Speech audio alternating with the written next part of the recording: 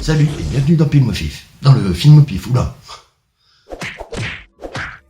Bienvenue dans ce numéro 9 pour vous, du film au pif. Et pour commencer, je voudrais vous souhaiter une bonne année, en espérant que l'année qui va venir sera meilleure que celle qui vient de s'écouler. Et c'est pas la peine de vous expliquer pourquoi.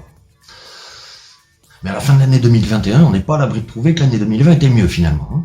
Quoi qu'il en soit, bonne année 2021, puisque c'est comme ça qu'on dit, que je vous présente encore dans mon décor de Noël, parce que je me suis dit que c'était le début de l'année, c'est encore l'esprit fête de fin d'année, tout ça, donc j'ai gardé le décor de Noël, quoi. Pour le reste, il n'y a rien qui change, je continue à piocher un film au hasard dans la pile de DVD ou de cassettes vidéo qui est là, et puis je vois un petit peu ce que je peux vous en dire, essayer de vous faire partager les souvenirs que j'en ai, et tout ça. Voilà. Mais d'abord, le petit pari qui va bien, donc, cette fois, je vais essayer de parier sur un film dans la tranche entre 2005 et 2010. Voilà. Donc on va voir ça tout de suite. Et je vais piocher... on va aller par là. Qu'est-ce que c'est? The Revenant. Bah ouais. Allez. Bon, par contre, encore une fois, j'ai paumé mon pari puisqu'il s'agit d'un film de 2015. Et oui, déjà. Alors, The Revenant, film de 2015, donc de Alejandro Inarritu, pas du tout si je le dis comme il faut, avec Leonardo DiCaprio et Tom Hardy, qu'on a pu voir notamment dans l'excellent Fury Road, Mad Max bien sûr, film sur lequel tout le monde avait des doutes et qui en fait aujourd'hui s'avère l'un des meilleurs des dernières années. Bref, peut-être qu'on aura l'occasion d'en parler. Pour l'instant, on va parler de The Revenant et du film qui a valu l'Oscar enfin à Leonardo DiCaprio, parce que depuis le temps tout le monde attendait que DiCaprio ait un Oscar, lui en premier, et cette fois il l'a eu, et il l'a eu bizarrement pas pour le rôle pour lequel on aurait cru qu'il aurait pu l'avoir, puisqu'on s'y attendait depuis des années, hein, depuis je sais pas, peut-être un film comme non pas Aviator, mais Le Loup de Wall Street déjà, et puis plein d'autres films comme je sais pas, Django Unchained par exemple. En tout cas, il l'a eu, et pour un rôle à contre-pied de ce qu'il a l'habitude de jouer parce que d'habitude, il parle beaucoup, comme je suis en train de le faire. Il fait des rôles comme ça où il est très énervé, très excité, il a beaucoup de dialogue et compagnie, alors que dans celui-là, justement, c'est plutôt le grand calme, le passif, qui observe et qui dit pas grand-chose. Et puis, puisque de toute façon, il s'agit principalement d'un survival, c'est-à-dire un survival, pour ceux qui ont du mal avec l'anglais, c'est-à-dire d'un film où un personnage va tenter de survivre à sa condition, et puis d'essayer de régler son problème en même temps.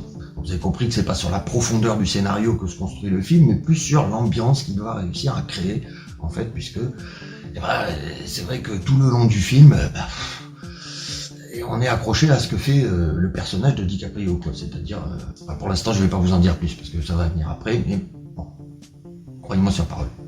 Alors dans les 3 Oscars que le film a rapporté, il y a aussi celui de meilleur réalisateur, puisque c'est Alejandro Inarritu qui avait notamment réalisé Birdman, il me semble bien, oui, c'est Birdman, avec Michael Keaton, qui était excellent aussi, et qui était, il avait fait le parti pris de faire comme un espèce de long plan séquence tout le long du film, en fait, c'est-à-dire sans coupure, un plan séquence, quoi. Et donc d'1h30 ou et quelques. Alors bien sûr, il y avait des feintes, des trucs qui permettaient de faire des coupes à des moments et de raccorder sans que ça se voit trop.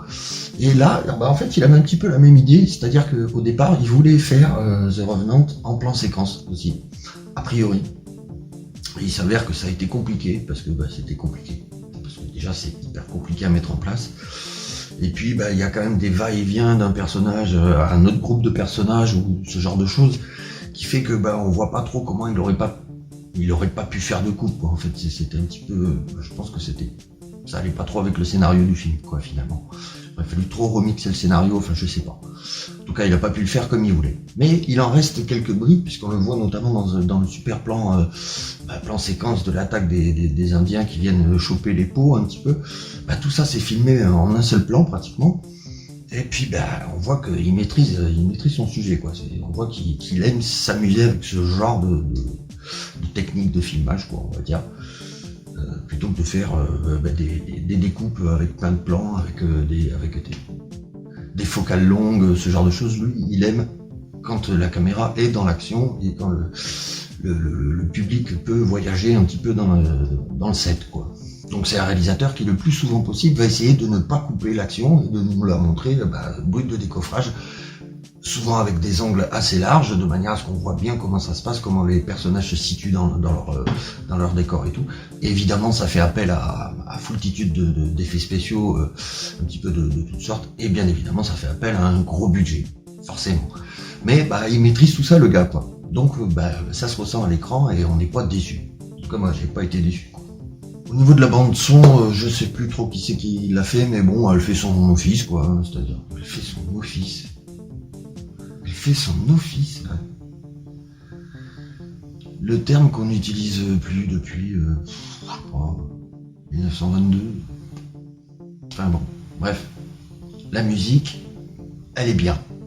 Au niveau de la direction artistique, c'est aussi une réussite totale, parce que déjà la photographie est magnifique, hein, bien aidée, bien évidemment, par les lumières extérieures et les décors qui sont trouvés, même s'ils sont minimalistes, parce que peut-être qu'à part un fort créé par les cow-boys eux-mêmes, je crois qu'à part un fort, le reste c'est quasiment tout en extérieur, ce qui fait qu'il a fallu chercher de superbes décors à l'extérieur et c'est une réussite. J'avoue que là les décors ils sont magnifiques, tout enneigé tout le long du film. C'est d'ailleurs ce qui rajoute pas mal à l'attention, bien évidemment, parce que le fait que ça se passe dans un univers glacial comme ça, bien évidemment à chaque moment il risque encore plus que s'il était tranquillement dans un paysage où il fait une température modérée et il pourrait s'en sortir, dormir dehors et compagnie. Là c'est chaud quand même. Là c'est carrément très très très très chaud. Ce qui nous amène à l'histoire du film, que je vais essayer de vous raconter, en tout cas je vais essayer de pitcher le truc au début, histoire de vous donner un peu de saveur et de vous donner envie de le voir pour ceux qui ne l'ont pas vu, par exemple. Et sans trop vous en révéler, bien sûr. Alors là, le film, il suit le personnage principalement de Leonardo DiCaprio, qui fait partie d'un groupe de mecs qui sont payés pour travailler en tant que chasseurs, finalement, de bêtes, pour récupérer les peaux, qui se vendent, ma foi, pas si mal, apparemment. Et donc, eux, ils touchent une prime à chaque fois. Plus ils ramènent de peau, plus ils gagnent de pognon. Voilà, c'est logique, quoi. Sachant que ce groupe peut se faire à tout moment attaquer par les Indiens, puisque les Indiens viennent simplement pour leur piquer leur peau de bête et les revendre et se faire le pognon à leur place. Voilà. D'ailleurs, c'est ce qui va se passer quasiment dès le début du film. Une superbe scène, si on peut dire, d'attaque, c'est-à-dire que les Indiens vont attaquer le groupe de mecs qui sont en train tranquillement de se restaurer, de se taper la cloche après une dure journée de labeur, après avoir rassemblé des peaux et tout. Ils se font attaquer par les Indiens qui viennent pour leur taxer leur peau de bête. Et donc eux, ils se font un petit peu surprendre par le truc. Et donc là, on a une scène qui est quasiment entièrement filmée en plan séquence, avec des caméras quand même qui sont sans que ça ait l'air impossible comme mouvement. La caméra quand même réussit à être dans l'action, tout en filmant de manière jolie. D'ailleurs, c'est stylé, c'est joli à voir. On comprend tout ce qui se passe, on n'est pas perdu. La caméra bouge pas sans arrêt et tout le machin. C'est vachement sympa à voir, c'est vachement bien réalisé. Donc déjà cette scène, déjà elle te fout dans le film d'entrée, quoi. Et tout ça se passe tandis que Leonardo DiCaprio, qui lui est plutôt le personnage qui a été, on va dire, embauché pour faire, on va dire, l'éclaireur, c'est-à-dire que c'est lui qui regarde un peu les pistes, parce que ce mec, il a plus ou moins des rapports avec les Indiens, au final. Donc il connaît plein de trucs qu'il a appris avec les Indiens, parce qu'en fait sa femme était une Indienne et qu'il a un fils qui trimballe avec lui, qui est donc à moitié indien. Ce qui fait qu'il est quand même déjà très très mal vu par le reste du groupe. Parce que ils détestent les Indiens, les mecs, bien évidemment. Donc quand il va revenir au camp, il va arriver à la bourre et la grosse partie du massacre va être déjà réalisée. Lui, il va réussir à s'en sortir plus ou moins et ils vont réussir à regagner un espèce de bateau et à se barrer avant que ils crèvent tous comme des cons. Parce que manifestement, ils étaient pas prêts, quoi. Et c'est là qu'on va commencer à comprendre que il y a une partie du groupe qui est un peu contre DiCaprio et en particulier contre son fils, parce que ils n'ont pas confiance en eux et ils vont même peut-être lui reprocher d'être au courant de l'attaque qui a été perpétuée, voire même peut-être d'avoir indiqué au mec où ça se passait, et puis lui il a foutu le camp pendant que les gars attaquaient, ce qui lui a permis de revenir sans égratignure. Alors que Bah DiCaprio, c'est pas ça en fait, hein. Il fait son boulot, point, il veut pas d'emmerdement. D'ailleurs, dès que son fils essaye un petit peu de se défendre, de défendre son bout de beefsteak, il le rappelle à l'ordre en lui disant ferme-la parce que c'est mieux. Vaut mieux que tu la fermes avec ces mecs-là. Cherche pas à avoir le dessus, non, ça pourrait te coûter la peau. Donc lâche l'affaire. Le problème, c'est que le personnage de Tom Hardy, il a tendance à insister un petit peu, beaucoup, lourdement.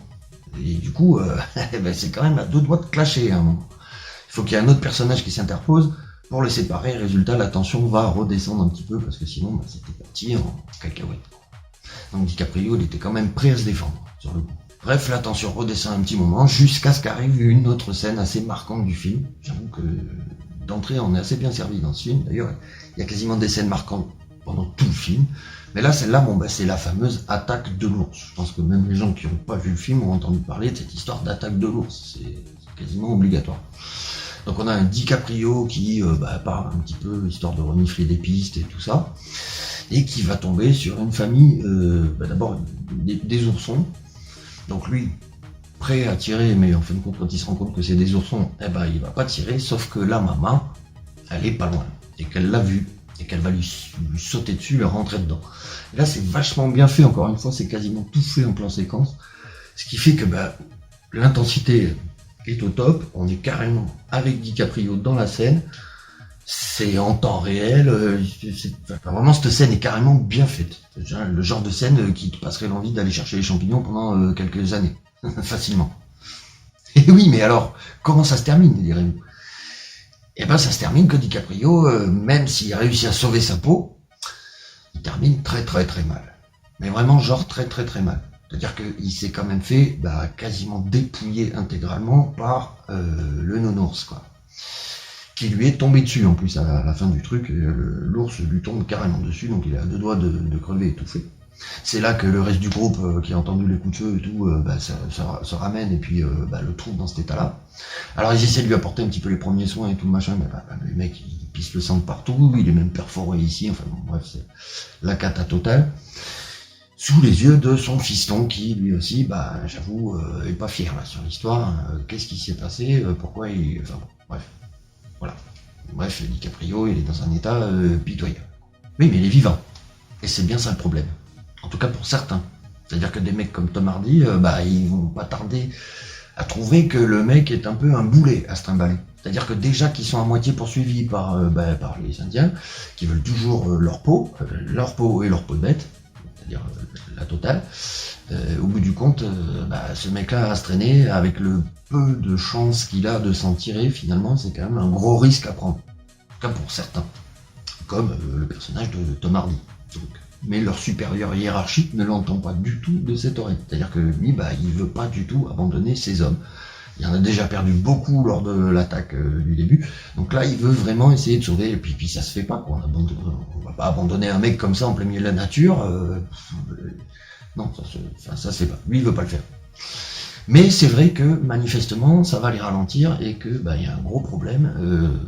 Donc il faudrait qu'il se passe quelque chose.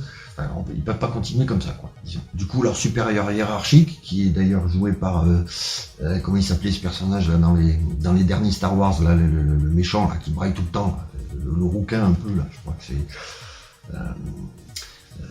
Tux. Je crois que c'est l'amiral Tux, non, un truc comme ça. Je sais pas. Dites-moi dans les commentaires si je me plante. Mais je crois que c'est amiral Tux.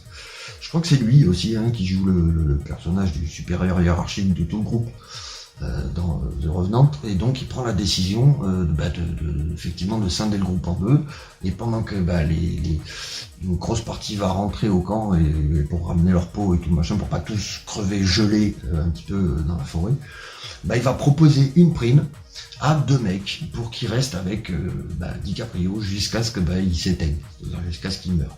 Donc, et là, à la surprise générale, Tom Hardy, qui est quand même assez avide de pognon, va accepter l'offre. C'est-à-dire que il va prendre la prime.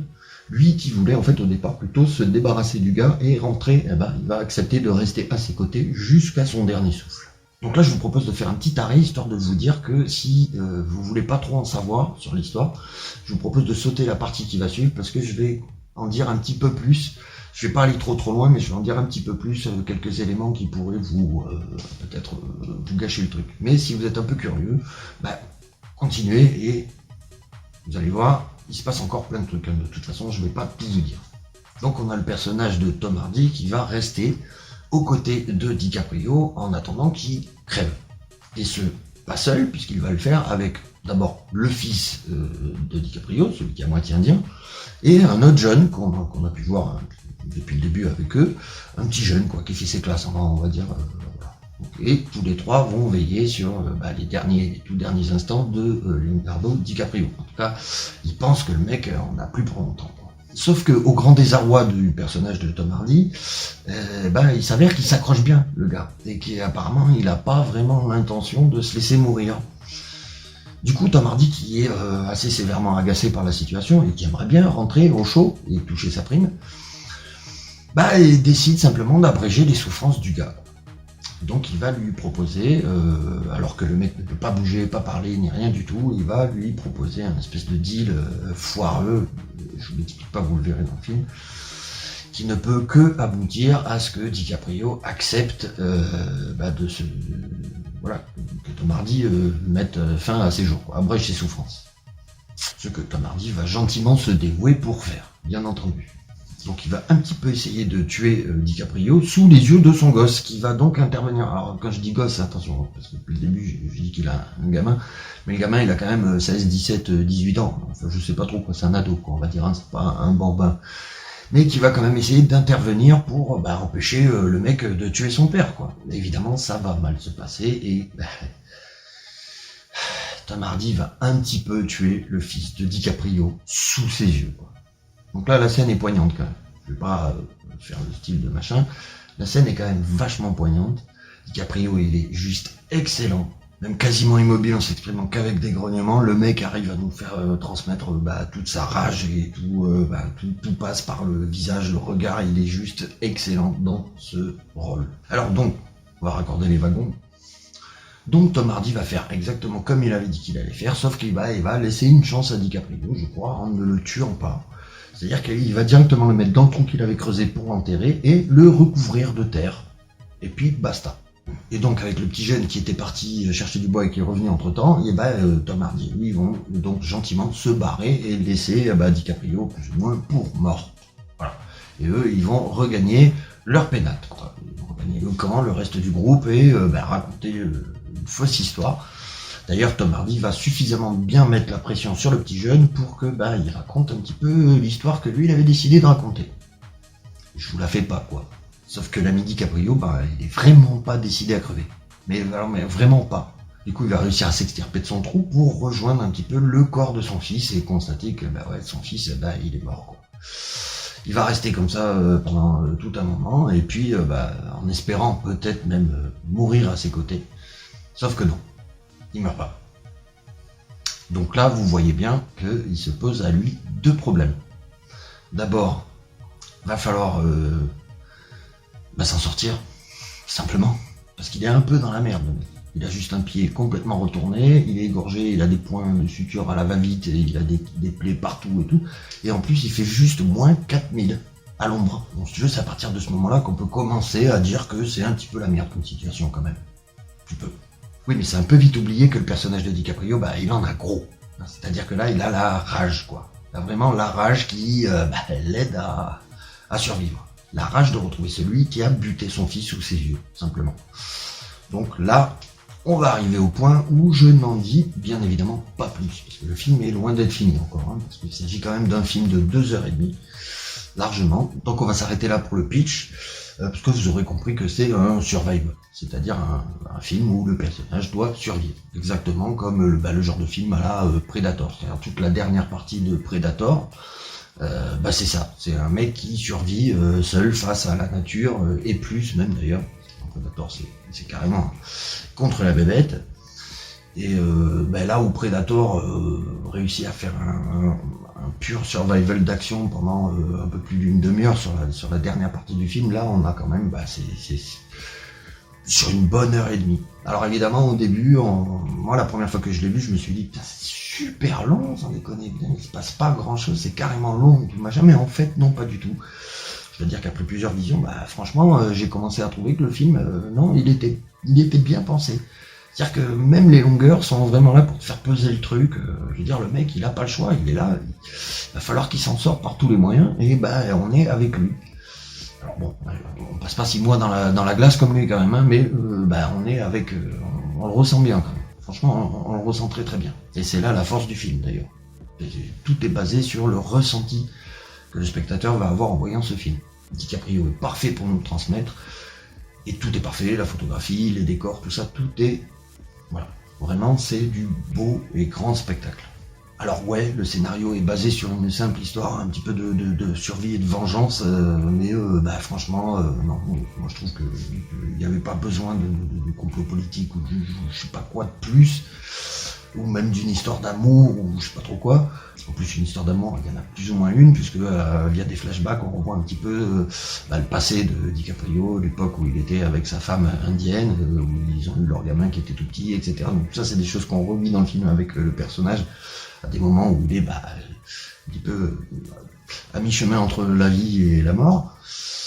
Et on revoit ces passages de sa vie avec lui et on comprend que il y a eu une histoire d'amour. Donc il y a quand même tout dans ce film. C'est pas amené de la manière dont les gens voudraient le voir et tout machin, mais tout y est. Et franchement, ça vaut. C'est un très très bon film. Moi je trouve que c'est le haut du panier de ce qu'on a fait ces dernières années, quoi, on va dire.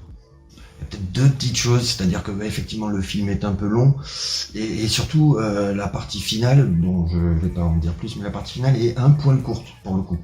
Peut-être ça aurait valu le coup d'être un poil mieux équilibré, je sais pas trop, mais enfin c'est peut-être la très légère déception que je pourrais avoir sur ce film. Mais sinon vraiment non, c'est du très bon spectacle. Ouais. Donc la petite note qui va bien, et sur ce film, moi j'irai jusqu'à un bon 18. Allez. Je vais mettre 18. Ouais. Ouais, non, pas 19 ou 20, parce que déjà parce que 20 c'est chaud, et 19 parce que il aurait fallu qu'il y ait vraiment une grande histoire, un truc encore plus, tu vois, bon, effectivement, l'histoire étant un peu légère, 18 déjà, moi je trouve que c'est un très très bon film. Dans le genre survival, c'est le top du top, quoi. Franchement. Voilà, que dire de plus sur ce film, sinon que bien évidemment c'est un one shot, hein. Je vois pas comment il pourrait y avoir une suite à The Revenant, ce serait complètement con, ce serait complètement con, voilà. Point. Je crois pas non plus que ce serait une bonne idée dans quelques années d'envisager d'en faire un remake, parce que franchement là la prestation de tout le monde, mais en particulier de DiCaprio, mais il faut pas leur enlever ça aux acteurs en faisant des remakes à la con, machin truc, bon. Pas sur ce genre de film, par pitié, n'y touchez pas, laissez-le comme il est impeccable. Il n'y a rien à faire, il n'y a rien à refaire, nickel, laissez-le, même dans 15-20 ans, n'y touchez pas, par pitié. Bon, on va se ranger, hein. Et tiens, il était à côté de Birdman, je crois d'ailleurs. Et puis moi je vais vous dire merci d'avoir été jusqu'au bout de la vidéo, pour ceux qui sont allés jusqu'au bout bien sûr. N'hésitez pas à partager vos commentaires sur le film dans les commentaires, sur la vidéo aussi, hein, si vous voyez un truc à changer, si vous avez envie d'arranger un truc, si vous voyez un petit truc à placer en plus, je sais pas trop quoi. Si vous avez envie de faire des paris comme j'ai fait au début, n'hésitez pas à les faire aussi dans les commentaires, et aussi à dire si vous préférez que je pioche un peu plus là, ou un petit peu plus toujours là, ou un peu plus en bas, hein. Dites dans quelle pile vous préférez que je pioche. Voilà, tout ça. Et tout ça pour vous dire, bien entendu, comme d'habitude, n'hésitez pas à vous abonner, à liker, à partager si vous aimez la vidéo, la petite cloche pour vous prévenir qu'il y a du nouveau sur la chaîne, qu'il y a une nouvelle vidéo qui sort. Et puis là-dessus, moi je vais encore vous remercier de suivre, déjà, pour ceux qui suivent tous les épisodes, puis d'avoir suivi aussi cet épisode-là. Pour ceux qui démarreraient sur cet épisode, bienvenue, et j'espère que vous allez continuer à regarder les vidéos. Et puis je vais vous dire à bientôt pour un nouveau numéro du Film au Pif. Salut!